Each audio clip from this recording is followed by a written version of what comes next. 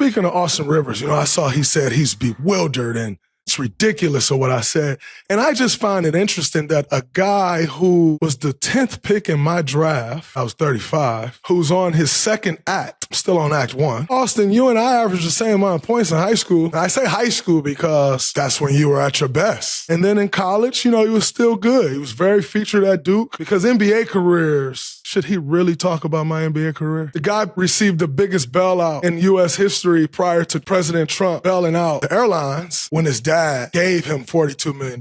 This is what Draymond Green does. And to be honest with you, this is kind of what most bullies do. They pick on people that they feel are beneath them. They pick on people that they view as defenseless. If you look at the people that Draymond Green has gotten into altercations with during his NBA career, for the most part, they're dudes that Draymond Green knows are not going to really fight back. Domantas Sabonis, Rudy Gobert, he punched Jordan Poole during training camp, knowing that Jordan Poole didn't have the leverage to fight back. As it turns out, Jordan Poole was right because he was immediately traded. Draymond Green is literally the reason Kevin Durant left the City of Rainbows. He got into a fight with Bradley Beal. But have you noticed? Draymond Green never steps to dudes that he knows will step up. I've never seen him get into an altercation with Anthony Edwards. For a while, the Pelicans and the Warriors, they had a little bit of a rivalry. Draymond Green, he never stepped to Najee Marshall. Why? Because Najee Marshall ain't afraid to fight. Najee Marshall is the dude that you want to have in your corner. Last week, Austin Rivers, I believe he was on the Dan Patrick Show, and he was asked about the comments that Draymond Green made about Steve Kerr. I played those comments for you guys yesterday in the video here on the second channel about Steve Kerr. According to Draymond Green, Steve Kerr held me back from being the offensive superstar I know I could have been.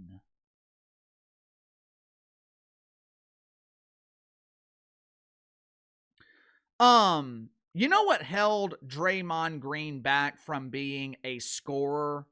Draymond Green and his inability to shoot. If you've ever watched the Warriors, especially in their prime years, their dynasty years, there was always one dude on the court who was left wide open. Teams, they had to game plan for Steph Curry. They had to make sure Klay Thompson was covered, Kevin Durant, Andre Iguodala, even their role players, Harrison Barnes, Sean Livingston, David West, Matt Barnes. You had to account for those dudes.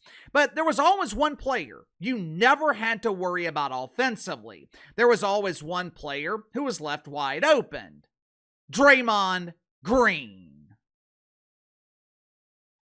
Make sure to like and subscribe. You can follow me on Twitter at KC_BTL84. Link to the main channels in the description below.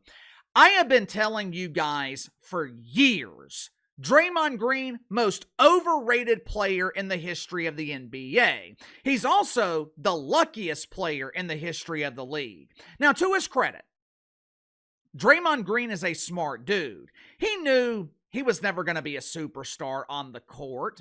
He knew he would never be a player that people paid to see. So he held on tightly to the cape of Steph Curry and Klay Thompson with his brash, overbearing personality, with his incredibly loud and annoying voice, along with the fact that Steph Curry, Klay Thompson, they're both soft-spoken dudes. Draymond Green, he filled the role of being the vocal leader. And look, that is definitely an important role.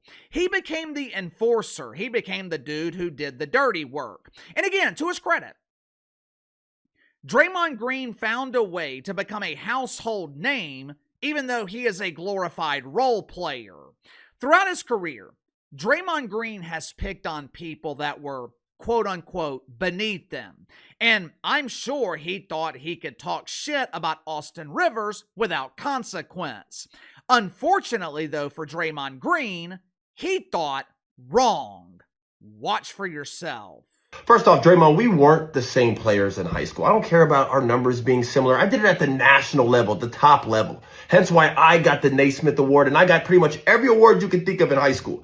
I was ranked number one. You were ranked, I don't know. College, you actually were a really good college basketball player, but it's hard to compare because I was only there for 6 months, something you could never do. I was the guy. I led my team in scoring. I was first team All-ACC, freshman player of the year, lottery pick. Stop. The NBA, I'm not a Hall of Famer like you, so I'll give you that credit. The irony of you saying I'm part of the biggest bailout in NBA history, Draymond, you were the luckiest basketball player I think I've ever seen, especially in modern day history. You were drafted to a franchise with the Hall of Fame front office, Bob Myers, Hall of Fame coach, Steve Kerr, the greatest shooter of all time, and perhaps the top 5 player of all time, Steph Curry, Hall of Famer. One of the greatest shooters, top 5 shooter of all time, another Hall of Famer, Klay Thompson. The Swiss Army knife himself, the guy who could do a little bit of everything on the floor, Andre Iguodala, another Hall of Famer. One of the most lethal scorers of all time and arguably a top 10 player of all time, Kevin Durant, the same guy you chased off because of this, your mouth. You talk too much. Draymond, you're the backpack jump shooter. You're the guy that everyone leaves open. No one guards you. There are hours and hours and hours of film of just you being left wide open. In fact, anybody can just YouTube or Google or watch any Draymond game ever, and he's open all game. There are clips of you getting a rebound and just driving in a straight line and just getting a wide open layup because everyone's fanning out to guard the actual talent on the team. Talking about Steve Kerr ended your career. Bro, Steve Kerr made your career. How dare you? I mean, what else is there to say? The only thing I can add, I'm glad that others are finally coming around to what Uncle KC has been saying for years. I'm glad other people are finally willing to call Draymond Green what he is, which is a role player who disguised himself as a superstar. Draymond Green is going to be a Hall of Famer, no doubt about it, and he's definitely earned it. He played his role with the Warriors to perfection, but he is one of the only players I can think of who's going to be inducted into the Hall of Fame based primarily on the accomplishments of others. Draymond Green, he just happened to be there. Sound off in the comments below. I'll see you guys later on the main channel.